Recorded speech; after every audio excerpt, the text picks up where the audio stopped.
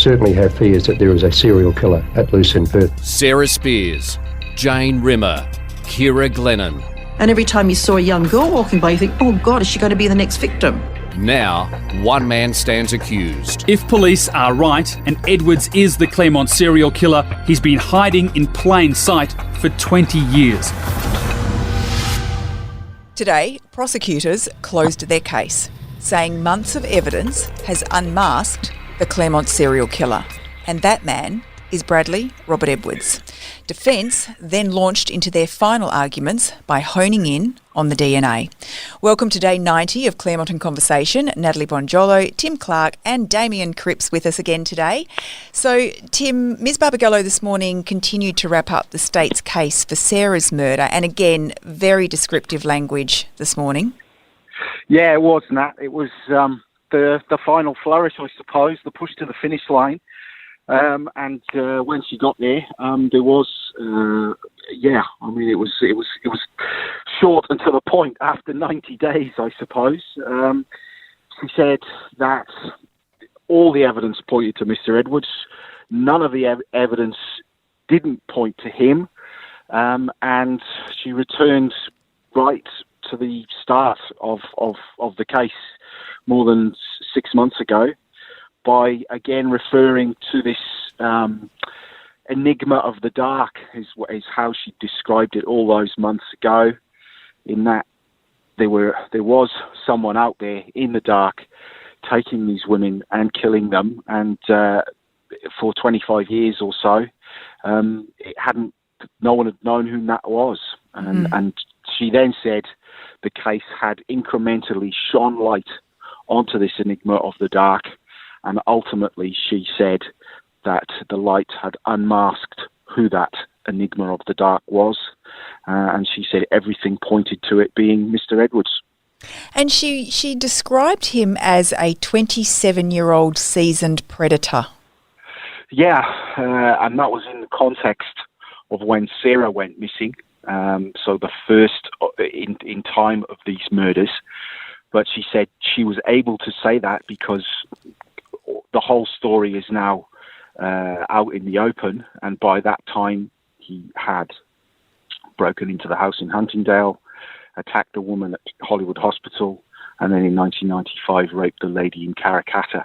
So that was where she got that seasoned predator line from, because even by the time the first murder had occurred, Mr. Edwards had honed his skills, was how she described it, had become more calculating, more predatory, and that was when, at that point in time, he pounced, and they say took Sarah off the streets of Claremont and killed her, dumped her body so well that it's never been found, and then in the span of 14 months was killed twice more. So yeah, it was pretty compelling stuff, and a journey that Miss Barbagallo had been on as well as everyone else, and finished it with authority to say that she was sure that with the help of the police that the case had unmasked the killer.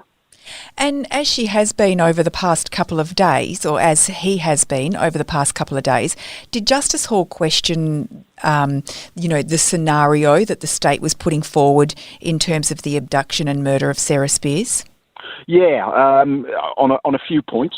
In particular, we returned to the screams and what he was to make of that. He returned to the line of reasoning that he's been asked to take to conclude that it was one person that did these crimes, and he also returned to the general picture, the overall picture, and how he's to come to that conclusion. So yeah, there was some rigorous testing of the scenarios and the theories and the conclusions that Ms. Barbagallo was asking him to reach.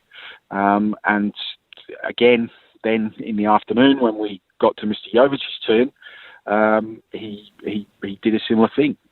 He let lines of argument develop but then was very quick to pounce on them after they had developed, and to test them and to test the lawyer that was giving them to him. So as much as the case has been an examination of the evidence, I think the last week has been an oral examination of the two lawyers involved, because Justice Hall hasn't been shy in putting these questions out there and testing the theories on the fly, if you like. And did he sort of, I guess, was he specifically saying, what are the possibilities that someone else other than Mr. Edwards could have abducted and murdered Sarah Spiers? Yeah, well, it was that question posed slightly differently, in that he asked Ms. Barbagallo, well, look, if I am to find that one person has done all these crimes, what is my pathway to doing that? And Ms. Barbagallo's answer was simply, well, yeah, logically, you have to find the similarities in Jane and Kira's cases first, take you part of that way, and then you have to go another step, I suppose, and find that the similarities overlap in terms of Sarah, because obviously there's no body in that particular case. So the physical similarities, if you like, in terms of wounds and in terms of forensic evidence in Kira and Jane aren't there. But the other similarities the prosecution pointed to, they say they are. So yeah, and we've talked about it previously this week about the sort of reverse propensity, if you like. So you take the crimes that were actually done later in time first, and do those because they are, as Mr. Jovich pointed out, they are the stronger cases because there's more evidence and physical evidence to go with, and then you extrapolate backwards to see, well, can I be confident that one person has done it all, and if I am, then is that person Mr. Edwards in terms of Sarah as well? Damien, this is pretty crucial, isn't it, really, because this is going to come down to, Justice Hall's consideration on all three counts. Absolutely. I think the fact that he's asking questions like this gives both the defence and the prosecution a really good insight into where he's at, even though the prosecution and defence are advocating for different parties, if you have it that way. Essentially, prosecution, defence, and the judge are all working to some extent for the court. So they're all trying to come to a satisfactory result. And even though whatever his findings might be, might not fall in line with the prosecution, or they might not fall in line with the defence, they are still all trying to work together to get to the best possible result they can get to. So I think that it's a really good sign. Not that what I think really matters that much, but it's a good sign that he is asking questions of the prosecution and of the defence as well. And we've been discussing how detailed this questioning has been during the closing submissions, which, is quite interesting and maybe more so than usual. Well, it's interesting, that question Tim was just talking about then, when he indicated that Justice Hall had said to Miss Barbagallo, if I was to find that Mr. Edwards is guilty of all three, how do I get there? It's kind of an interesting question, because it's not the same, but it reminds me, of when you're in school and you potentially give a wrong answer to a teacher, and the teacher says, well, this is interesting. How do you propose it is you get to this answer? I mean, when Tim said that, then that's what came to my mind. And I'm not suggesting for one second that is the way that Justice Hall is putting it. But, he could simply be sitting there and saying to the prosecution, and I emphasise could, because, I can't see inside his head, but he could be sitting there and saying, I'm giving you the opportunity now to help me out, because I'm not sure that I can get there. So tell me the pathway is. Or he could be sitting there and going, the other thing is he could be sitting there thinking, I've got a pathway. I know how I'm going to get there. But I just want to check that we're on the same path, because it'd be terrible if I found a different way, or, something to that effect. But it is I think it's a really good insight into where he's at and what's happening in the case. that question there that Tim just raised, I really made my ears prick up, and I went, "Oh, okay, that's a really good question." Yeah, I mean, the classroom analogy is perfect. It very much does seem like that. Tim, Miss Barbagallo returned to the police recorded interview. What was her summary about that? Yeah, I mean, it was quick. The summary on this part of it was quick, and it was brutal, to be honest. We heard a lot about the interview leading up to it, then we talked about a lot about it when we actually saw it. But Ms. Barbagallo today didn't spend long on it, but the time she did spend left you in no doubt of what she thought of it, and she said the judge should make of it, and that was that it was a plethora of lies from Mr. Edwards, not only about the crimes that he has now admitted to, but also about the murders. And she said you can look at the way that he lied about the rape and the break-in at Huntingdale, crimes he's now admitted, and then compare the reaction he had to when the accusations of murder were put to him, and they were indistinguishable, the lies that he told or the way that he reacted to those questions. And so Ms. Barbagallo said the ease with which he lied about all of those things should be taken into account, and it should completely obliterate his credibility in terms of his denials. One interesting point, which Amy might be able to expand on, was that there was to be a reliance on a consciousness of guilt lie amid the interview, but Ms. Barbagallo today said, now we don't want to rely on that. We just want to say to Your Honour, all those statements by Mr. Edwards are lies, can be found to be lies, and then go to his credibility. And so anything he says over and above that in the interview, Your Honour can discard and simply just look at the evidence that we've given you, rather than take Mr. Edwards' word for it. Mm. Yeah, well, so Tim, there's so many tactics and strategies that would be at play in amongst all of that, because just like in life generally, I guess that in law, every action has a reaction. So if the prosecution said to His Honour, we propose that you rely on that lie as evidence of consciousness of guilt, there'll be a reaction to that. There'll be something else going on behind that as well, and that's potentially why they've decided not to ask him to rely on that. And for anyone who's not across that, I mean, it is quite a complex concept in a trial. Essentially, if you can show that somebody has lied, then it goes to their credibility. And obviously, in Mr. Edwards' case, it's a glaring issue is that he'd previously told police that he hadn't had anything to do with Huntingdale and the Karrakatta, and then, of course, he pleads guilty to it at a later time. And that, there's this glaring issue about him lying, and that's what the consciousness of guilt is. It's that the statement means that the reason you've lied is because you know you're guilty and you have to lie to cover up your guilt. That's as simple as what it means. But the law also allows for that people lie for a myriad of reasons. And a lot of reasons people lie. People panic. People don't have good reactions to things. People don't know how to answer things. So, and look, this is not me saying that's what Mr. Edwards was doing, but there's a number of reasons why the prosecution might have said, look, we don't ask His Honour to rely on that as a consciousness of guilt lie, because there might be a number of other reasons that they foresaw that the defence would be able to say, no, he lied for this reason or whatever the reason might be. So, but there's some, just from me sitting here listening to Tim explaining what's going on, there's a lot at play. There's a lot of tactics, but it does seem to me like the three of them, the prosecution, the defence and the court, are working together as a team quite well. And that's a real positive for the people of Western Australia, I think. Yeah, I mean, this is definitely a point that many, many people have been intrigued about, and it's really that question of, is the onus on the defendant to show reliability? Reliability in what sense, Nat? As in credibility, to show that he's a credible... he didn't give evidence. That's right. So, there's no need to rely on any... I guess if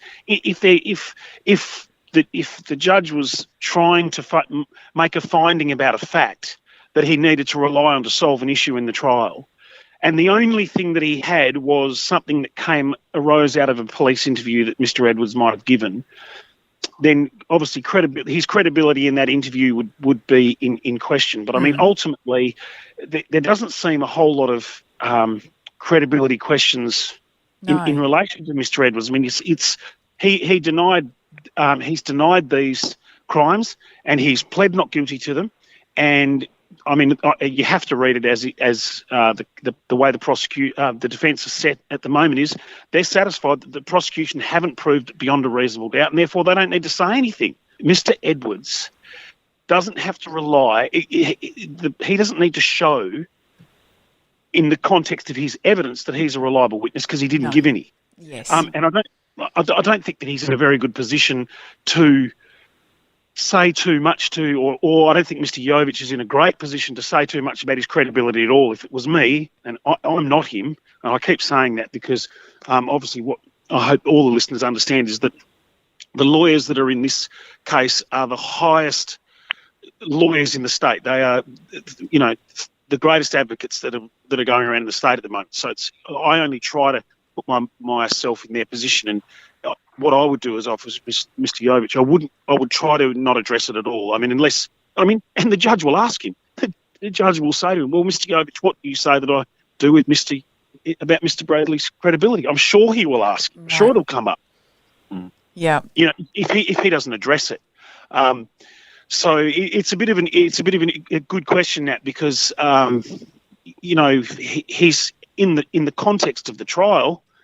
He's not really relying on anything he said. That's right. Yeah, it's very interesting. Now, Tim, yesterday you said that you would be watching Ms. Barbagallo's face very closely to see if she had a puff of a relief. What did she say? Well, I mean, the very last statement was as stark as you could possibly put it, really, Nat, and it was, we say, Bradley Robert Edwards is the Claremont serial killer. Which is, after more than 10,000 pages of transcripts, 200 witnesses, Lord knows how many hours in court, that's all she really needed to say to sum up the case, because that is what she has been saying all along.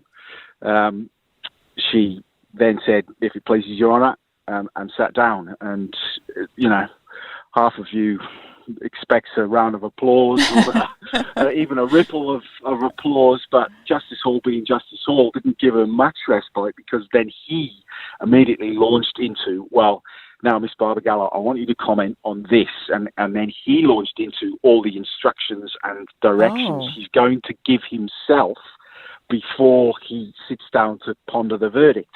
And that is matters of law. That is there's something called a Longman direction, which goes to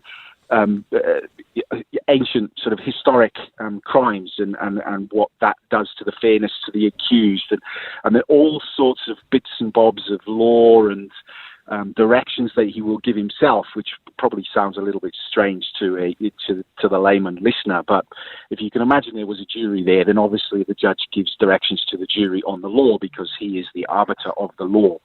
But in a case of a judge alone trial, the judge has to then sort of formally remind himself of all the things that he's got to do as well.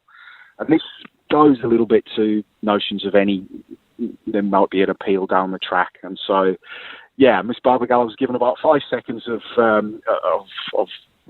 silent admiration in the court, and then he just launched into something else that she had to think about. So, but look, I bumped into her at lunchtime, and she was quite happy to admit to me that she was tired, that she was a little bit angry, that she was relieved, that she's obviously been burning the midnight oil, literally burning the midnight oil to get it all, to get her case together and to get it done. And now she has done the massive bulk of her work, and now it's obviously Mr. Jovich's turn, and that's where we went to for the hour before lunch, and then the couple of hours this afternoon.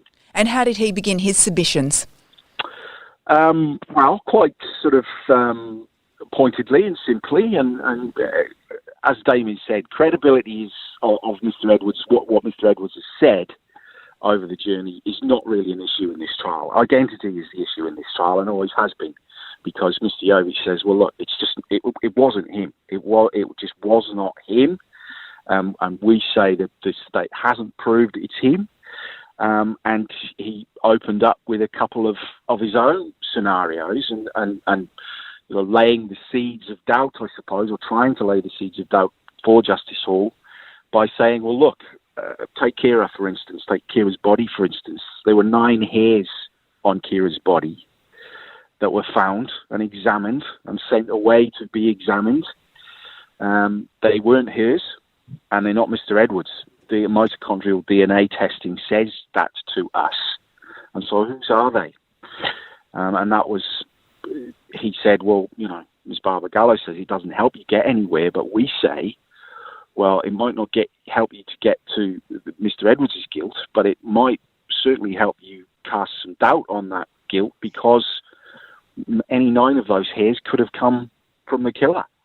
And some of those hairs were, in fact, found in Kira's underwear, on her bra and in her underwear, which Mr. Jovich suggested might preclude that they'd come from an innocent contact at the Continental Hotel or at work in the day before Kira went missing and was ultimately found dead. He then went to, as we expected he might, the DNA. He said the DNA is a massive part of a huge, crucial piece of evidence, and he pointed out that through the testing and through questioning of the people who'd done the testing on that DNA, that it was 1/5 of 1 billionth of a gram, 1/5 of a nanogram. This tiny fleck of DNA that is so crucial to the case. And to put that into context, a grain of salt is, I looked it up, I googled it, I didn't know this off the top of my head, but a grain of salt is 665,000 nanograms. So you can imagine how small that piece of DNA that was eventually pinned on Mr. Edwards was. And Mr. Jovich said, it's such a big piece of the case and such a small piece of molecular material. What's to say? We say that it didn't get into that pot by a mistake. And then that was the main plank of his arguments this afternoon, was pointing to the pot, that the AJM40, the yellow top container, pointing to some of the maybe sloppy practices at Path West in terms of documenting pieces of evidence, and he pointed to the continuity of that pot. He said there was a gap. There is a gap in the timeline, and there is what is to say that pot wasn't opened at some point without it being recorded, and then what is to say that wasn't the moment that a mistake might have happened. Now, obviously, these are all theories, but he's saying that there are theories that Justice Hall should consider, given some gaps in the evidence that Mr. Jovich intends to go to in the next couple of days. So there was no disputing that the profile of the DNA belonged to Bradley Edwards, but that how it got there is problematic, due to sloppy procedures at Path West and what have you. Was there any suggestion that there had been any, deliberate tampering with anything? No, and Mr. Jovich was emphatic and multiple times said, we don't suggest that this was planted, or we don't suggest this was anything other than a mistake. He did say, look, if you were going to go as far as you could say, well, the police in the late 90s had made a connection between Karrakatta and Claremont. That became clear as the evidence rolled out.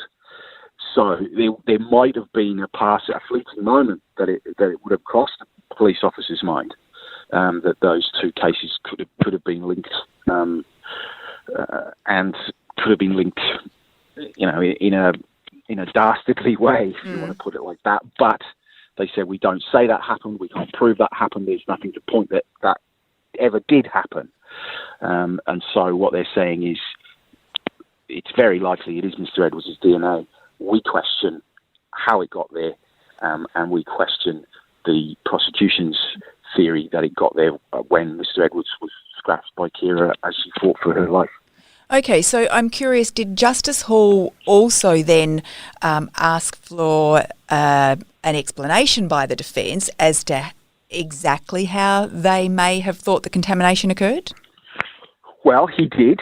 He said, well, look, if I do take your theory on board that AGM40 might have been opened at some stage and not recorded anywhere, there still is the question of what is the source of that potential contamination. If you say Mr. Edwards' DNA flew in there or dropped in there or somehow, where's it come from? And Mr. Jovic had to concede to the court and to Justice Hall, well, there is no provable source of that DNA. He said that. But then Justice Hall, almost reminding himself, but also reassuring Mr. Jovic, said, but I acknowledge it's not your job to do that. It's not your job to prove that there is a source, but I have to raise the question because that is a question that is natural after you make those that possible assertions. So it was, and as I mentioned right at the top of this episode, Justice Hall has spent this week testing those theories over and over again in different ways with different questions, intelligent questions, sharp questions, questions that wouldn't necessarily occur to someone, not as across the case and as not as acutely aware of all the issues as he is. It was Mr. Jovic's turn this afternoon and will be tomorrow and probably Monday as well. Damien, it's so hard to weigh it up, when you're listening to all of this, because on the one hand, if the defence can't give a provable source, but then on the flip side of that, is that enough to say that there's reasonable doubt? As again, I say, I always get the good questions. That's the question that Justice Hall has to answer, not me. I know, but it's very hard to grapple with. And you in this forum, like I will take the question on board this way: that when Tim was explaining it just then, and I was thinking about it, and how many times as a lawyer you come across that conundrum, that okay, well that's an immeasurable thing. How do I work out what the measurement is? I mean, it's so easy for someone to say, well, this is 50 foot or this is 10 inches. Well, this is not. This is something where we're saying, okay, well, the prosecution have to prove this beyond a reasonable doubt. And has it reached that point? I'm kind of feeling like it might be. But hang on a sec. What did the defence say about where that contamination might have come from? The problem is we don't have a measurement for what's beyond a reasonable doubt. Yeah. And we don't really have a measurement to say whether the defence have to answer that, as Tim pointed out. But as Justice Hall rightfully said, I've got to ask the question, do you have any theories about that you want to put forward as to... Because if you could, if you could say, well, that contamination happened on this day because we saw the evidence, you would say it. You would absolutely say it because it's something, but then it's on the evidence and it's something that the court, should not, should be reminded of and it should not be overlooked. So it's always a conundrum in this environment because you don't have measurements. I mean, what happens in some of the appeal cases, which is really helpful, and is that judges, when they're making decisions on appeals, they'll try to break things down. Like they'll try to give people who are working after them some indication of what the measurements are. And when I say measurements, I use that term loosely. They'll say, for instance, if a witness gives evidence and you believe the witness, well, then you must acquit them, because if you believe their version of events, then you must acquit them. But if you believe a part of what they say, well, then you still should acquit them because that's a reasonable doubt. But if you don't believe them at all, well, then you should just put their evidence to the side, and then you should find out if you're still satisfied beyond a reasonable doubt. Now, that's from a case, and it just, if you can see, it gives you an incremental measurement of how you might make those determinations. But in the one about reasonable doubt, there's no guidance. This is it means in law it's described as meaning what the words mean. So, if you've got a reasonable doubt, whatever that may be, well, you must acquit. That's as simple as it gets. So does it really mean that the defence have to show a a theory on the contamination, I would have said no. But if they had one, you'd be jumping up and down about it. Yeah. I guess that's why we're all, just hanging on every single word here because, sitting back, it just seems almost impossible to answer this question. It's a very difficult question. And so, Nat and Tim, Nat, can you tell me how many days what podcast number are we up to now? 90. So we're up to podcast number 90. Yes. And we've had an abundance of listeners, and there's interest worldwide, not necessarily in the podcast, it's in the case and what's going to be the outcome. And it's a question that I put, I would have thought about 2 or 3 months ago, and I raise it again now as we trundle towards what is the finish line. Are the people of Western Australia ready for Mr. Edwards to be acquitted? That's what the question that everyone should be asking themselves. And I'm not saying that he's going to be acquitted. Don't misinterpret that. Mm. But I mean, have Nat and Tim, have you guys asked yourselves that question? Do you think the state of Western Australia is ready for him to be acquitted? Or on the flip side, do you think they're ready for him to be found guilty? Or do you think the state of Western Australia, do you both think the state of Western Australia are just happy that this would be finally over and we'd get an answer? Well, I think they. I get all. That's a great question. I've thought about it a lot. What would the fallout be on either side?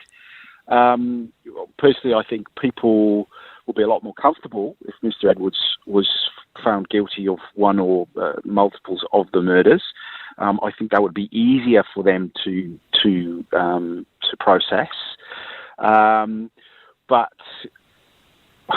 the prospect of acquittal, it has to be there. It has to be there because we've talked about it for, as you say, Damien, 90 odd episodes, and I don't think any one of us would be comfortable coming down with a verdict one way or the other, even now, in as much detail as we've studied the case. So, yeah, I've said it before, and I'm glad Justice Hall's doing it, and not me. That's it. And I think, you hear people use the word closure, but what that closure means and how they'll react to that is something we just don't know. Well, Nat, can I just say something very briefly about that? And I think it's really important for everybody to remember this, that this court process that's going now to try to determine the question of whether Mr. Edwards is guilty or not is the process that is ours. It's evolved into this system that it's our system. That's what we have. And so what we are relying on is that the best system that we have is going to provide us with an answer. Now, when we get to the other side of it and it provides us with an answer, and we might not like the answer or we might love the answer, whichever it may be, let's say, for example, if he's acquitted, I would encourage people to understand that that's not necessarily downplaying the tragedy that is these three women. It's not. It's just that it might be the case that they just can't prove it beyond a reasonable doubt. And that's not to say that Mr. Edwards did it. But the court system is still just a system, and it's not flawless. It's still, like we just discussed before, it's immeasurable to say what beyond reasonable doubt is, and you can't, to say, well, if he was acquitted, not saying that he will be, if he was acquitted, then it doesn't necessarily mean, God forbid, that he didn't do it. What it means is that the court couldn't prove it, or the prosecution couldn't prove it beyond a reasonable doubt.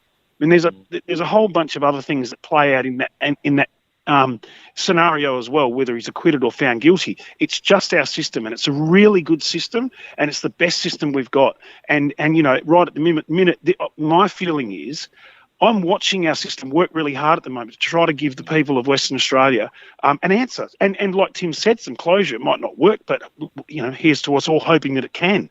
Yeah, and we are getting ever closer to that resolution one way or another. Thank you both very much for your time today. Tim will be back tomorrow, correct? Mr. Jovic will continue his closing arguments? Yes, just another half day tomorrow.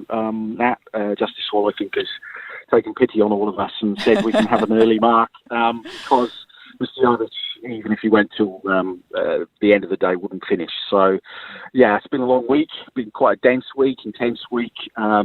So yeah, little moment to catch our breath tomorrow afternoon, and then we'll probably, maybe, don't hold me to it, maybe finish on Monday. Yeah, absolutely. Well, thank you both, and thank you for joining us. We'll be back tomorrow for day 91 as we wrap 23 weeks of Claremont in Conversation. This podcast is hosted by Natalie Bongiolo, produced by Kate Ryan, and recorded in the studios of 7 West Media. Sign up for daily emails and all the latest on the Claremont trial at thewest.com.au. And if local news delivered differently appeals to you, tune into WA's newest morning show, The West Live with Jenna Clarke. It's talkback radio, but without the interruptions. Listen live weekdays from 8:45 a.m. on thewest.com.au or catch up with the podcast.